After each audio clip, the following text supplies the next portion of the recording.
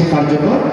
আমি বক্তব্য প্রদানের জন্য অনুরোধ করব পক্ষ দলের প্রথম বক্তা সিদ্ধাতুল বক্তা।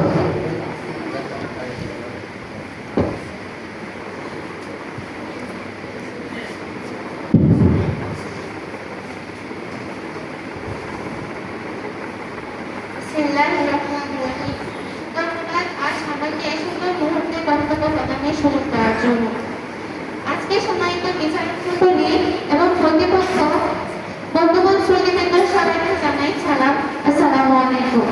মাননীয় স্পিকার, আজকে আমরা বিতর্কের বিষয় নির্ধারণ করা হচ্ছে দুর্নীতি প্রতিরোধে সরকার অপেক্ষা গণমাধ্যমে বেশি কার্যকর। আমি দলের প্রধান বক্তা হিসেবে আমার বক্তব্য উপস্থাপন করছি।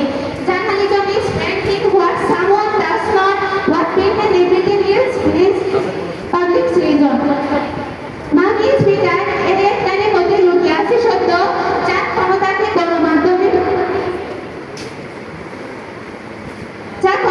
লুকাতে চায়, কিন্তু গণমাধ্যম সেটাই প্রকাশ করে। Okay, freedom of that is not just important democracy, it is democracy. তাই আমি এটা বলছি, দুর্নীতি প্রতিরোধে নয়, সরকারের গণমাধ্যমে বেশি কার্যকর। মাননীয় স্পিকার, সরকার অনেক সময় জানে কিন্তু বলে না, কিন্তু গণমাধ্যম অন্ধকারে থাকা সত্যতা টেনে আনে, লুকানো দুর্নীতিকে করে দৃশ্যমান।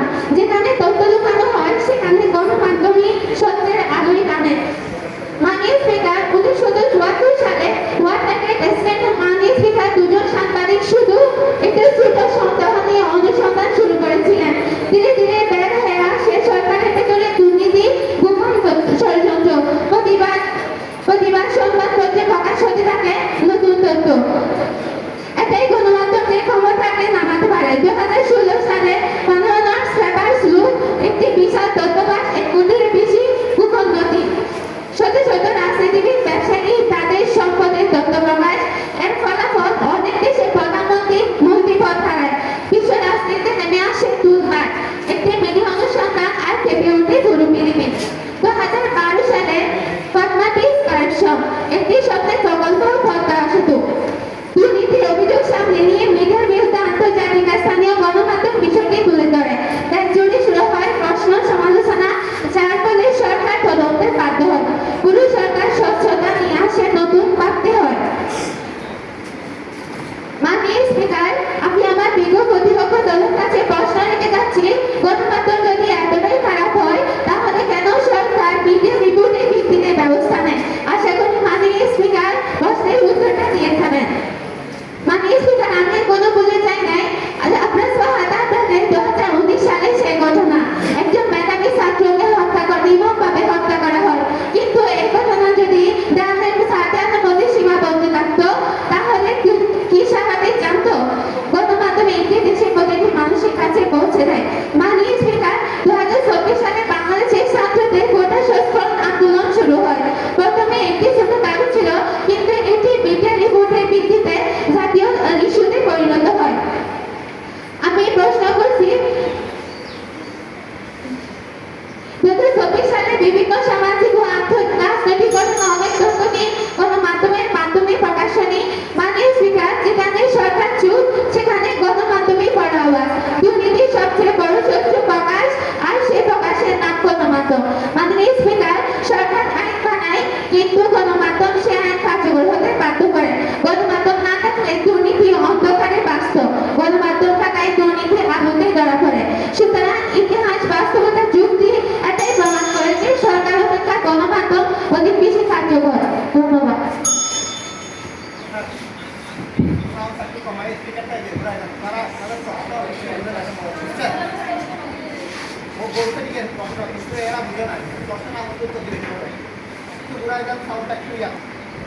গণমাধ্যম যদি এতটাই খারাপ হয় তাহলে সরকার কেন মিডিয়া রিপোর্টের ভিত্তিতে ব্যবস্থা নেয়?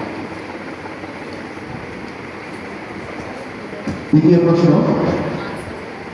সরকার বা প্রশাসন যদি ভুল না করে তাহলে সরকার বা প্রশাসন যদি ভুল করে জনগণ কিভাবে জানবে যদি মিডিয়া না থাকে? আচ্ছা, তারপর 2017 শক্তিশালী বিভিন্ন সামাজিক ও রাজনৈতিক ঘটনা অনেক তথ্যকে মিডিয়ার মাধ্যমে বিশ্বে ছড়ানি।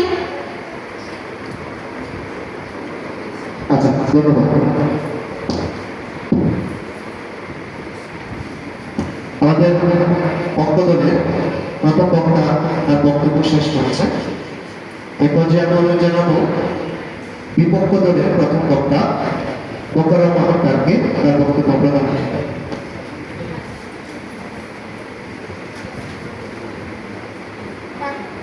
বাংলার মাটি থেকে দুর্নীতি উদ্ধার করতে হবে।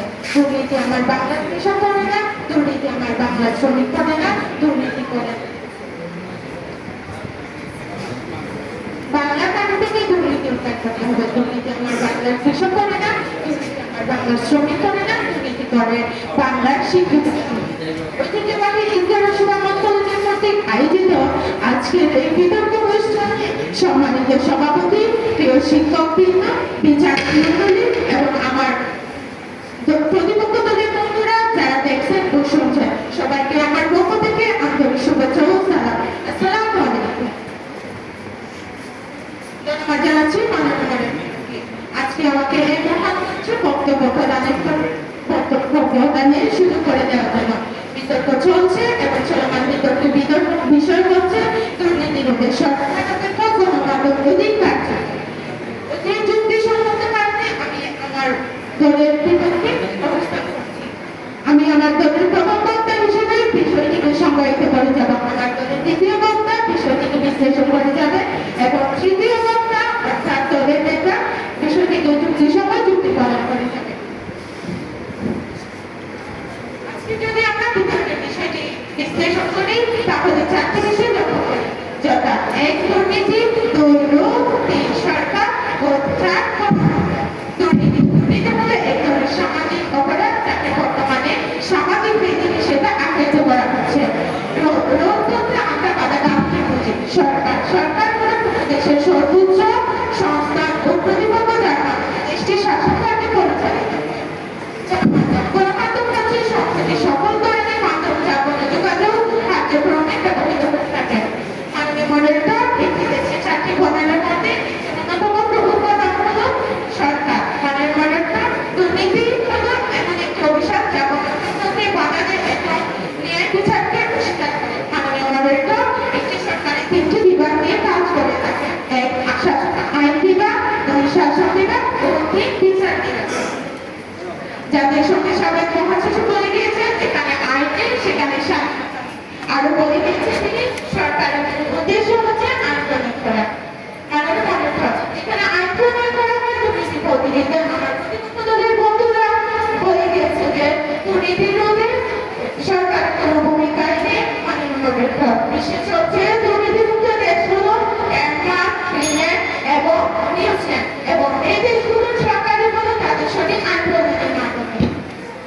মাননীয় মডেলটা কিছুদিন আগে আমাদের দেশে সরকারের আইন ব্যবস্থা বন্ধ থাকার কারণে দেশে চুরি ডাকাতি বেড়ে গেছিল, এতে জনসাধারণের খুব খারাপ হয়েছিল। মাননীয় মডেলটা তখন গণমাধ্যম এসবভাবে প্রচার করেছে, সতর্ক হয়েছিল কিন্তু মাননীয় মডেলটা ভুল সংবাদ পরিবেশনের মাধ্যমে দুর্নীতি ও বিধি সমাধানের বলে গণমাধ্যমকে তার দায়ভার নেন। মাননীয় মডেলটা সরকারের আইন কর্মকর্তারা তখন আদালতে পরিচালিত হয়েছিল। মাননীয় মডেলটা গণমাধ্যম কখনো দুর্নীতি রোধ করতে পারে না, একটি সুস্থ সরকারিভাবে দুর্নীতি রোধ করতে। মাননীয় মডেলটা তারপর যদি আমার প্রতিপক্ষ দলের বন্ধুরা বলে সরকার মুখ্য ভূমিকা পালন করে, তাহলে আমি বলবো তাদের স্বপ্ন যদি ওইভাবে হয় তারপরে সেটি হবে আইকারাসি বহির্ভূত অলিখিত অবস্থা। ধন্যবাদ মাননীয় মডেলটা, ধন্যবাদ সবাইকে। ধন্যবাদ বিপক্ষ দলের প্রথম বক্তা মোকাররম আহমেদ। এরপর যে বক্তব্য প্রদানের জন্য আহ্বান করছি পক্ষ দলের দ্বিতীয় বক্তা জুবাইদা হোসেন।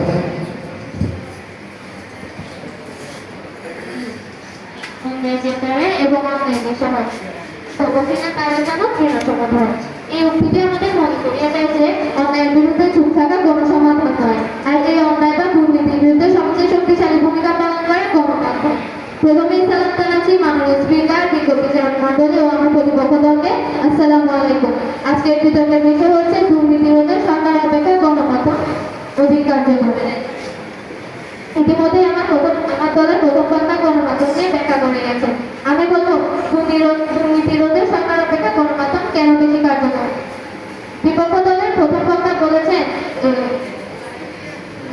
ইনভেস্টিগেশন দুর্নীতি কেউ করে, দেশে কেউ করে না। কিন্তু বাংলাদেশে দুর্নীতি দমন কমিশন থাকতেও কেন এত দুর্নীতি হচ্ছে, প্রশ্ন রেখে গেলাম। প্রথমে আমি বলতে চাই, মাননীয় স্পিকার, আমরা দেখেছি হক মাহমুদ স্ক্যামের ঘটনাটি 2010 সালে রাষ্ট্রীয় ব্যাংক থেকে প্রায় 3500 কোটি টাকা আত্মসাৎ হয়েছিল। প্রথমে বিষয়টি ধামাচাপা দেওয়ার চেষ্টা হলেও এটি পরে জাতীয় ইস্যুতে পরিণত হয়। এরপরই তদন্ত, গ্রেপ্তার, মামলা শুরু হয়। হলমার্ক কেলেঙ্কারির পর তৎকালীন সরকারের নীতি নির্ধারকের পক্ষ থেকে বলা হয়েছিল 4000 কোটি টাকা তেমন কোনো অঙ্ক নয়। একটি জাতির জন্য এর চেয়ে বড় অপমানজনক বিষয় আর কি হতে পারে মাননীয় স্পিকার? মাননীয় স্পিকার, আবার দেখা যায় 2009 সালের বেসিক ব্যাংক কেলেঙ্কারি ঘটনা, যেখানে 4500-এর মতো ভুয়া ঋণ আত্মসাৎ হয়েছিল। গণমাধ্যম যদি সামনে না আনতো, বিষয়টি আড়ালেই থেকে যেত। এই বিশাল জালিয়াতির তথ্যগুলো সরকারি গোয়েন্দা সংস্থাগুলোর আগে গণমাধ্যম কেন খুঁজে বের করলো? যে দুর্নীতির তথ্য সরকারের নাকের ডগায় বসে গণমাধ্যম কর্মীরা উদাহরণ করতে পারে, তা সরকার কেন দেখতে পায় না? এর মানে কি সরকার জেনেও চোখ বন্ধ করেছিল? প্রশ্ন রেখে গেলাম বিজ্ঞ প্রতিপক্ষের কাছে। মাননীয় স্পিকার, বিপক্ষ দল বারবার দাবি করছে সরকারি কার্যক্রম। তাদের উদ্দেশ্যে আমার প্রশ্ন, 2020 সালের 31 জুলাই যখন টেকনাফের মেইন ক্যান্টনে মেজর সিনহা মোহাম্মদ রাশেদ খানকে হত্যা করা হয়, তখন সরকারের ভূমিকা কি ছিল? মাননীয় স্পিকার, সরকারের পুলিশ বাহিনী সেদিন হত্যাকাণ্ডকে ধামাচাপা দেওয়ার জন্য 3টি কাজ করেছিল। 1, তারা দাবি করেছিল সিনহা পুলিশকে আক্রমণ করেছিল। 2, তারা মৃত ব্যক্তির নামে মাদকের মামলা দিয়েছিল। 3, তারা এটাকে দুর্ঘটনা হিসেবে ফাইল বন্ধ করতে চেয়েছিল। কিন্তু সত্য চাপা ছিল না। যখন সরকারি বাহিনী প্রেস রিলিজের দিয়ে মিথ্যে ছড়াচ্ছিল, তখন আমাদের দেশের সাহসী গণমাধ্যম ও সামাজিক যোগাযোগ মাধ্যম টেকনাফের সেই ভয়ঙ্কর প্রশ্রয়ে রাজত্বের কথা তুলে ধরে। মাননীয় স্পিকার, বিপক্ষ দলের কাছে আমার প্রশ্ন, মেজর সিনহাকে যখন হত্যা করা হয়, তখন পুলিশের অফিসিয়াল প্রেস রিলিজে কেন তাকে মাদক ব্যবসায়ী বলা হয়েছিল? সরকার কেন শুরুতে অপরাধীকে দমন করার চেষ্টা করেনি? আশা করি উত্তরটা দিয়ে যাবে। মাননীয় স্পিকার, যদি সবকিছু স্বচ্ছ হতো, তাহলে তদন্ত হয়েছে কথাটা এত জনপ্রিয় শব্দ হতো না। সবশেষে আমি বলতে চাই, দুর্নীতির মধ্যে সরকার প্রয়োজন, কিন্তু গণমাধ্যম হলো সেই আয়না যা সমাজের অন্ধকার দিকগুলো দেখায়। আর তাই আমি দৃঢ়ভাবে বিশ্বাস করি, দুর্নীতি রোধে সরকার অপেক্ষা গণমাধ্যম বেশি কার্যকর। আসসালামু আলাইকুম। ধন্যবাদ। আমাদের সুপ্রিয় শ্রোতা মণ্ডলী, আপনারা তালি দিয়ে আমাদের বক্তাদেরকে উৎসাহিত করতে হবে, ঠিক আছে? ওরা বিপক্ষ দলের দ্বিতীয় বক্তা ফাহিয়াতুল মিনহাকে তার বক্তব্য প্রদানের জন্য আহ্বান করছি। মাননীয় প্রধানমন্ত্রী, আসসালামু আলাইকুম। আমাদের কেন দুর্নীতির সরকারি পঞ্চায়েত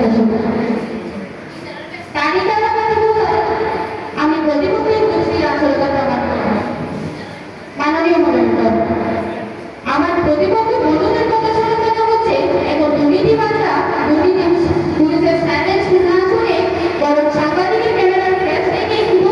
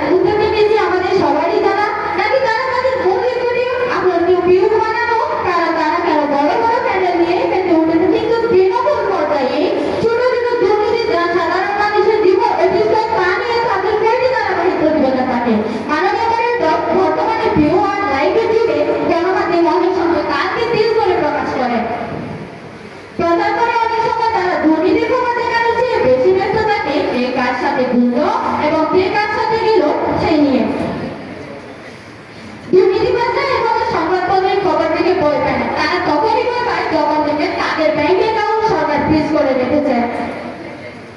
পরিশেষে বলবো, গণমাধ্যম হলো একটি কানুন বিভাগ, যা শুধু আপনার জ্বর তাপমাত্রা নির্দিষ্ট করতে পারবে। জ্বর মেপে বলতে পারবে আপনার শরীরে কত ডিগ্রি জ্বর। জ্বর সারানোর জন্য ওই অ্যান্টিবায়োটিকটা কিন্তু সরকারকে দিতে হয় মাননীয় মেম্বার। থার্মোমিটার চুষলে কি আর জ্বর থাকে? তাই দুর্নীতি হচ্ছে সরকারি একমাত্র খাদ্য বৈষম্য। ধন্যবাদ মাননীয় মেম্বার, ধন্যবাদ সবাইকে। সালাম।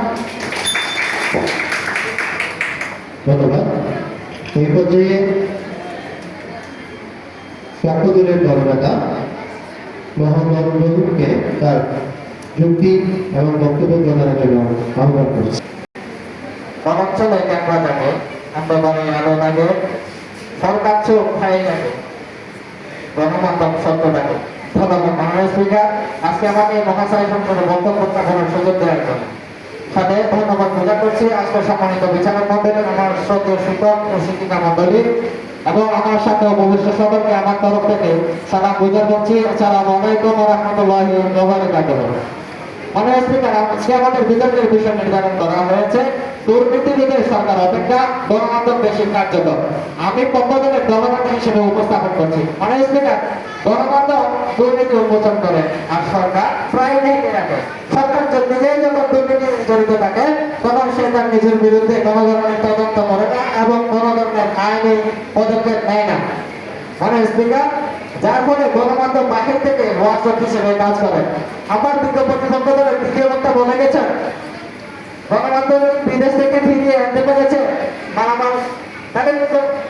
তাহলে মাননীয় স্পিকার, আমি এর পক্ষে বলবো, একটা সাগর কখন একটা নদী পার হতে পারে না মাননীয় স্পিকার, তার থেকে ওই জলের যারা প্রাণী আছে, জলদস্যু আছে, জলের প্রাণী যারা আছে, এবার সাপ করতে পারি, আমরা সাপ নদীটা পার করতে পারবে, কিন্তু কখনো একটা সাগর এই নদীর এই পার থেকে ওই পারে যাইতে পারবে না মাননীয় স্পিকার। মাননীয় স্পিকার, আমি আমার বিজ্ঞপ্তির কাছে প্রশ্ন রেখে গেলাম, সরকার যদি এতই সৎ হয়ে থাকে, এতই শক্তিশালী হয়ে থাকে, নিয়ম কানুন যদি সবই আপনাদের হাতে থাকে, তাহলে কেন আজকে দিনের পর দিন হত্যা হচ্ছে, দর্শন করা হচ্ছে? মাননীয় স্পিকার, আমি এখানে যুক্তিসম্মত আমি প্রমাণ সহকারে নিয়ে আসছি। সেই 2026 সালের 25 এপ্রিল 3 বছরের একজন শিশুর সামনে নিজের মাকে ধর্ম দর্শন করা হয়েছে মাননীয় স্পিকার। এর পক্ষে দর্শনকারীর বিপক্ষে কোনো ধরনের আইনি পদক্ষেপ নেওয়া হয়নি মাননীয় স্পিকার। বিজ্ঞপ্তি মন্ত্রণালয়ের কাছে প্রশ্ন রেখে গেলাম, সরকার যদি এত সৎ হয়ে থাকে, এত শক্তিশালী হয়ে থাকে, আইন যদি আপনাদের হাতেই থাকে, তাহলে এদের বিরুদ্ধে কেন কোনো ধরনের পদক্ষেপ নেওয়া হয়নি? বিজ্ঞপ্তি মন্ত্রণালয়ের কাছে প্রশ্ন রেখে গেলাম, আশা করি যথার্থ উত্তর দিয়ে যাবেন। মাননীয় স্পিকার, গণমাধ্যম 24 ঘন্টার মধ্যে তথ্য সংগ্রহ করে ভেরিফাই করে গণসম্মুখে আনতে পারে, যা সরকারের পক্ষে কখনো সম্ভব হয় না। মাননীয় স্পিকার, আমরা দেখেছি 2024 সালের ঘটনা, যমুনা টেলিভিশন অদম্য তাদের শক্তি দিয়ে, শ্রম দিয়ে সবগুলো তথ্য সরকার যেটা পারে নাই জনসম্মুখে, সেটা টেলিভিশনরা জনসম্মুখে আনতে পেরেছে। মাননীয় স্পিকার, মাননীয় স্পিকার, তাহলে আমি আরেকটা প্রশ্ন বিজ্ঞপ্তি প্রতিবদ্ধতার কাছে প্রশ্ন রেখে গেলাম, একজন সাংবাদিক যখন বিজ্ঞাপন প্রচার করে তখন তাকে 24 ঘন্টার মধ্যে চাকরিচ্যুত করে এবং গ্রেপ্তার করা হয়, তাহলে একজন দুর্নীতিবাজ আমরা কেন দুর্নীতি করার পরেও 5 থেকে 7 বছরের মধ্যে তাদের কোনো ধরনের আইনি পদক্ষেপ নেওয়া হয় না? বিজ্ঞপ্তি কাছে প্রশ্ন হয়ে গেলাম, কার জবাবদিহিতে এখানে বেশি? আশা করি প্রশ্নের উত্তর দিয়ে আসবেন। মাননীয় স্পিকার, আমরা আইন প্রণয়ন করে কিন্তু আইন কখনো নিজের হাতে প্রণয়ন বাস্তবায়নের জন্য তারা পদক্ষেপ নেয়নি, যদি কখনো গণমাধ্যম তাকে চাপ না দেওয়া হয়। মাননীয় স্পিকার, আমরা দেখেছি সেই 2024 সালের নায়ক জনাব আসাদ আব্দুল্লাহ, তারা যে কতভাবে সংসদে যাওয়ার পরে আমাদের পক্ষে হয়ে কাজ করেন, তারা সরকার হয়ে সরকারের। ধন্যবাদ মাননীয় স্পিকার, আমাকে ধন্যবাদ। ধন্যবাদ পক্ষদলের দলনেতা মোহাম্মদ রহিম। এই পর্যায়ে বক্তব্য প্রদানের জন্য আহ্বান করছি বিপক্ষ দলের দলনেতা নাফিসা শারমিন তোবা। টিভিতে ব্রেকিং নিউজ আছে, ঢোল আর সানাই, কিন্তু তাদের দুর্নীতিবাজদের কোনো ভয় নাই। তারা জানে নিউজ মানে একটি বরং আসল শাসন তো সরকারের হাতে পাওয়া। মনে মনে বিজ্ঞ বিচারক মন্ডলী এবং আমার উপস্থিত সবাইকে আমার পক্ষ থেকে সালাম এবং শুভেচ্ছা জানাচ্ছি। আসসালামু আলাইকুম। আজকে আমরা এখানে সমবেত হয়েছি একটি অত্যন্ত গুরুত্বপূর্ণ বিষয়ে বিতর্ক করতে। প্রস্তাবিত বিষয় হচ্ছে দুর্নীতি রোধে সরকার অপেক্ষা গণমাধ্যম বেশি কার্যকর। আমার প্রতিপক্ষ দলের বন্ধুরা এর পক্ষে গান গাইলেও আমি এবং আমার দল এর ঘোর বিপক্ষে অবস্থান করছি। আমার প্রতিপক্ষ দলের বন্ধুদের কথা শুনে মনে হচ্ছে এখন থেকে আর দুর্নীতি দমনের জন্য দমন কমিশনের কোনো দরকার নেই। মনে হয় একটি হাতে ক্যামেরা আর একটি মাইক্রোফোন থাকলে দেশ দুর্নীতিমুক্ত হয়ে যাবে। মানে মডেলটা গল্পের বই আর বাস্তবতা কিন্তু এক নয়, দুটোটাই আলাদা বিষয়। মানে মডেলটা এখন গণমাধ্যমের কাছে এলাকার মতো ঘড়ি আপনাকে ঘুম থেকে ডেকে দিতে পারে, কিন্তু আপনাকে ঘুম থেকে ওঠার পরে কাছে কিন্তু ঘড়ি করে দিতে পারে না। সেটা আপনাকে নিজ থেকেই করতে হবে। আমার প্রতিপক্ষের দলের বন্ধুরা বলে গেছে যে সরকার নাকি কোনো ভূমিকাই পালন করে না। আপনাদের দলের প্রশ্ন হচ্ছে আমরা একটি নিউজ চ্যানেলে যদি ব্রেকিং নিউজ কোনোদিন একটি দুর্নীতিবাজকে হাত করা করতে না পারে, তাহলে শুধু উচ্চ ছড়া মিউজিক বাজে মানুষের রক্তচাপ বাড়ানো ছাড়া নিউজ চ্যানেলকে আর কিছু করতে পেরেছে? আমার প্রতিপক্ষ দলের কাছে আরেকটি প্রশ্ন রাখছি।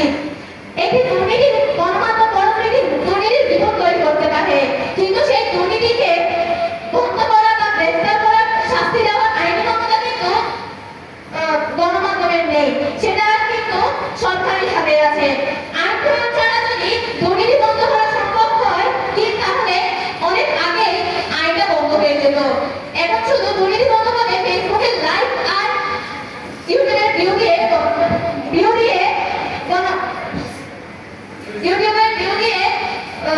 দুর্নীতি বন্ধ করা সম্ভব নয়।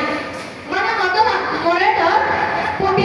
পরিস্থিতির দিকে দেখান, যখন অধিকাংশ গণমাধ্যম বড় বড় মালিকানা গোষ্ঠীর সাথে জড়িত। যদি মালিক পক্ষ নিজে দুর্নীতিতে জড়িত থাকে, তবে সেই গণমাধ্যম কি তার বিরুদ্ধে সংবাদ প্রচার করবে? কখনো না। যখন রক্ষকের পক্ষ হয়ে ওঠে, অর্থাৎ মালিক পক্ষের স্বার্থে যখন দুর্নীতির হাতিয়ার হয়ে দাঁড়ায়, তখন তাকে আমরা কোন যুক্তিতে গণমাধ্যমের চেয়ে সরকারকে বেশি কার্যকর বলবো? মানে দুর্নীতি মুক্তের স্থায়ী সমাধান হলো সিস্টেম পরিবর্তন করা। সরকারের অধিকার আইন করেছে বলে তো গণমাধ্যম তত পাচ্ছে। সাম্প্রতিক সময়ে আমরা দেখছি সরকার যখন শুদ্ধি অভিযান চালায়, তখন 2 লাখ হাজারা ধরা পড়ে, কিন্তু গণমাধ্যম তো মঞ্চলতার শিরোনাম নিয়ে বের করে দেখে। সরকার যখন বিদেশে কাজের পর অর্থ ফিরিয়ে আনতে আন্তর্জাতিক চুক্তি করে, তখন টিআরপি বাড়াতে অসুবিধে ঝড় করে জলে শুধু ভুলই হবে। মাননীয় মডেল কাজের কাজ কিছুই হয় না। মাননীয় মডেল পরিশেষে শুধু এটুকু বলবো, গণমাধ্যম হলো টর্চ লাইটের মতো, যা শুধু চুরিকে আলো দেখিয়ে দেয়, কিন্তু চুরি ধরার জন্য যে কাজটা করতে হয় তা কিন্তু একজন সরকারই করে। ধন্যবাদ মাননীয় মডেল। ধন্যবাদ বিপক্ষ দলের নেতা নাফিসা শারমিন তোবা। এ পর্যায়ে সমস্ত যুক্তি খণ্ডনের জন্য 2 মিনিট সময় দিয়ে যাচ্ছে আমাদের পক্ষ দলের নেতা মোহাম্মদ রবিনকে। ধন্যবাদ মাননীয় স্পিকার, আমাকে আমার সুযোগ দেওয়ার জন্য। সিস্টেম লেখা ফাইলে মরে চাপ না হলে কাজ না করে গণমাধ্যম সেই চাপানে সরকার তখন কাজে টানে। মাননীয় স্পিকার, আমার বিজ্ঞপ্তি বলে গেছেন আপনার প্রশ্ন শুনে আমি আসবো কিনা কাঁদতে হবে নিজেও বুঝতে পারতেছিলাম। আমরা যে প্রশ্ন করেছিলাম আপনি যথার্থ প্রশ্নের উত্তর দিতে পারেননি। প্রথমত মাননীয় স্পিকার, আমার বিজ্ঞপ্তি বলে গেছেন দুর্নীতি বিরোধী সরকারের হাতে আইন আছে, শাস্তি দেওয়া আছে এবং তদন্তেরও ক্ষমতা আছে। মাননীয় স্পিকার, আমি আমার বিজ্ঞপ্তি বক্তাদের কাছে একটি উদাহরণ স্বরূপ দিতে পারি। সেই 20 এপ্রিল 2024 ক্যান্সার হাসপাতালের উপপরিচালকের রূপে হত্যা করা হয়েছিল একজন নেতা কর্মী। সরকারের পক্ষ হয়ে সে এই কাজটি করেছিল মাননীয় স্পিকার। তাহলে মাননীয় স্পিকার, আমার বিজ্ঞপ্তি বক্তাদের বলে গেছে যে সরকারের হাতে সবকিছুই আছে, শাস্তি দেওয়ার ক্ষমতা আছে, তারপর কারাদণ্ডের ক্ষমতা আছে। মাননীয় স্পিকার, তাহলে বিজ্ঞপ্তি বক্তারা আমার এই প্রশ্নের উত্তর দিয়ে আসবেন, কেন তাকে পরিচালকের হত্যা করার পরেও কেন তার বিরুদ্ধে কখনো এই পর্যন্ত কোনো ধরনের আইনি পদক্ষেপ নেওয়া হয়নি। মাননীয় স্পিকার, আমি বলতে চাই সরকার নিজের বিরুদ্ধে নিজে তদন্ত করে না, পক্ষে ফরমার বিসমিল্লাহ গ্রুপ এবং প্রথমে গণমাধ্যম পাশ করেছে। গণমাধ্যম রিপোর্ট আছে না থাকে হয়তো এগুলো এখনো পর্যন্ত সরকারের ড্রয়ারে বলতে থাকবেন। মাননীয় স্পিকার, মাননীয় স্পিকার, আমি আমার কিন্তু প্রতিনিধিত্বের উদ্দেশ্যে বলতে চাই সরকারের হাতে চুরি আছে, কিন্তু সেই চুরিকে তারা সদস্য হিসেবে জায়গা মতো তাদের কোনো ধরনের সুযোগ পাচ্ছে না। মাননীয় স্পিকার, মাননীয় স্পিকার, মাননীয় স্পিকার, মেডিকেল সিস্টেমটা মধ্যে থাকতে হবে দুর্নীতি থামে না। এই টেন্ডার অটোমেশন আইন 2010 সালে পরিণত হয়েছিল, কিন্তু বাস্তবে তার কোনো ধরনের কাজ শুরু হয়নি। কাজ শুরু হয়েছিল গণমাধ্যম চাপ দেওয়ার পরে। মাননীয় স্পিকার, তাই আমি আমার বিজ্ঞপ্তি যোগ্যতার কাছে বলতে চাই গণমাধ্যম হলো সুইচ আর সরকার হলো সুইচ এবং গণমাধ্যম হলো কারেন্ট না থাকলে সুইচের কোনো ধরনের সম্ভাবনা থাকে না, সেটা সুইচ শোপিস হয়ে থাকে। ধন্যবাদ। মাননীয় speaker, government is the whole devil's mind, but media brings the public light. When silence is guards to corridors of weight, then a headline rises to plant the seed. ধন্যবাদ। মাননীয় speaker, ধন্যবাদ সকলকে। সালাম। ধন্যবাদ পক্ষদলের দলনেতা তার যুক্তি খণ্ডনের জন্য। এই পর্যায়ে যুক্তি খণ্ডনের জন্য তার বক্তব্য প্রদানের জন্য আহ্বান করছি বিপক্ষ দলের দলনেতা নাফিসা শারমিন তোমাকে। পড়েছিলাম বাসের চেয়ে নাকি পড়ছিল না, কিন্তু আজ বিপক্ষ দলের কথা বলে মনে হচ্ছে আসলে তা না, এখন মনে হচ্ছে বাসের চেয়ে পাকা বড়। আজ এত আজবাব ধরনের কথা শুনতো যা আমি কল্পনাই করতে পারিনি। আমি আমার দলের বাকি দুজন এত মসজিদ কথা বলে গেলাম, আমার প্রতিপক্ষ দলটা শুনছেই না, তাদের লক্ষ্যখানি যেন থামছে না। তারা এত কিসের কথা বলছে আমি কিছুই বুঝতে পারছি না। কিন্তু হাস্যকর অবস্থা, তারা বলছে গণমাধ্যম খবর প্রকাশ করে, তারপরে নাকি সরকার ব্যবস্থা নেই। এটা তো আমাদের জন্যই জয়। সরকার যদি এটা ব্যবস্থা নাই নিত তাহলে সেনাবাহিনীর কাগজে ঠুনকা হয়ে একবারে পড়েই থাকতো, তাই না? মনে হয় না গণমাধ্যমটা কি নিয়মে নিল? তাহলে আমরা যখন নিউজ বিজ্ঞাপনে দেখি যখন করা হয় কাউন্সিলের ভোট যখন 14 আমরা কোনো এক রাজনৈতিক ধর্মী হোক যারা নিজেরা বিজ্ঞাপনে ভুলতথ্য প্রকাশ করে, তারা কি কোনোদিনও দুর্নীতি প্রয়োগ করতে পারবে? মাননীয় মহোদয়রা, এটা তো অনেকটা শিয়ালের কাছে মুরগি বদলা দেওয়ার মতো অবস্থা, তাই না? মাননীয় মহোদয়রা, গণমাধ্যম শুধু আবেগের খেলা করে, আর সরকার সেই প্রেরণা সরিয়ে অপরাধকে খুঁজে বের করে। মাননীয় মহোদয়রা, আমার প্রতিপক্ষ দল তো কি জানে না বর্তমানে দেশে কত ফেক নিউজ ছড়িয়ে পড়ার হার কতটা বেশি? গণমাধ্যম অনেক সময় টিআরপি দ্বারা ব্যক্তিগত মানুষকেও দুর্নীতিবাজ বানিয়ে দেয়, কিন্তু সরকার হুট করে একজন অপরাধীকে অপরাধী বলতে পারে না। তাকে দীর্ঘ তদন্তের পরে গিয়ে একজন মানুষকে অপরাধী বলা যাবে।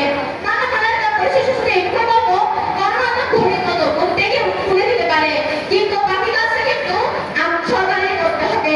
তাই প্রচার কাজের চেয়ে বড় মনে না করছে তাদের দুর্নীতির একটি দলের মতো গল্পকারী দিয়ে কোনোদিন দুর্নীতি বন্ধ থাকেনি। তবে দুর্নীতি নামে আইনের শাসনে আর সরকারের কঠোর অবস্থা নেই। ধন্যবাদ। মাননীয় মহোদয়রা, ধন্যবাদ। ধন্যবাদ উভয় দলকে। আমরা খুব সুন্দরভাবে দুর্নীতি রোধে সরকার অপেক্ষা গণমাধ্যম বেশি কার্যকর এই বিষয়টি নিয়ে আজকের এই বিতর্ক প্রতিযোগিতা আমরা সম্পন্ন করেছি। ইতিমধ্যে আমাদের মাঝে বিচারক মণ্ডলী উপস্থিত আছেন, তারা হয়তো এর মধ্যে আমাদের বিচার কার্য সম্পাদন করবে। তবে আমি আজকের এই প্রতিযোগীদের উদ্দেশ্যে কিছু কথা বলবো। আমরা যে কোনো বিতর্ক প্রতিযোগিতায় যখন অংশগ্রহণ করবো, আমাদের প্রথম শর্ত হচ্ছে আমাদের অনেক পড়াশোনা করতে হবে ওই বিষয়টি। পড়াশোনার পরে আমাদের দ্বিতীয় শর্ত হচ্ছে আমরা কিভাবে উপস্থাপন করব সেই বিষয়টি আমাদের জানতে হবে। আমি উভয় পক্ষের বক্তব্য শুনে নিজের একটি মতামত করছি। বক্তারা আজকের বিষয় ছিল দুর্নীতি রোধে সরকার অপেক্ষা গণমাধ্যম বেশি কার্যকর, কিন্তু আমাদের পক্ষে দলের এবং বিপক্ষ দলের উভয় দলের বেশিরভাগ বক্তা দুর্নীতির চেয়ে সন্ত্রাসবাদের বেশি কথাবার্তা বলেছে। দুর্নীতি কিভাবে রোধ করব, এটি একটি সামাজিক প্রক্রিয়া, রাষ্ট্রীয় প্রক্রিয়া। এটি যেমন রাষ্ট্রীয়ভাবে দায়িত্ব আছে, সামাজিকভাবে আমাদেরও দায়িত্ব আছে এবং অবশ্যই গণমাধ্যমের বেশি দায়িত্ব আছে। যাই হোক, আমরা বক্তারা আমাদের সামনে উপস্থিত আছে, আমি তাদেরকে অনুরোধ করব আমরা আগামীবার এবং তোমরা যদি রাজি থাকো, আমরা এই কলেজে একটা বিতর্ক ক্লাব আমরা করতেছি। সেক্ষেত্রে আমাদের বিতর্ক ক্লাবের সদস্য হওয়ার জন্য আজকের এই যেখানে বক্তরা আছে এবং আমার অন্যান্য ছাত্রছাত্রীদের সবাইকে অনুরোধ জানাবো, এটি একটি অনেক জ্ঞানের একটি প্রতিযোগিতা, জ্ঞানমূলক একটা প্রতিযোগিতা, যেখানে শিখাই কিভাবে পড়াশোনা করব, কিভাবে উপস্থাপন করব, সত্যকে যুক্তি দিয়ে কিভাবে মিথ্যা বানায় এবং মিথ্যাকে যুক্তি দিয়ে কিভাবে সত্য বানায়, এটি আমাদেরকে শেখায়। আমরা আমার মনে হয় ইতিমধ্যে আমাদের রেজাল্ট পেয়ে গেছি।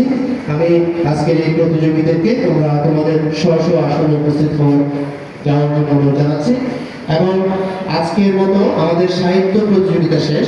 ইতিমধ্যে আমাদের মাঝে 3টি সাহিত্য প্রতিযোগিতা সম্পন্ন হয়েছে: কবিতা আবৃত্তি প্রতিযোগিতা, নির্ধারিত বক্তৃতা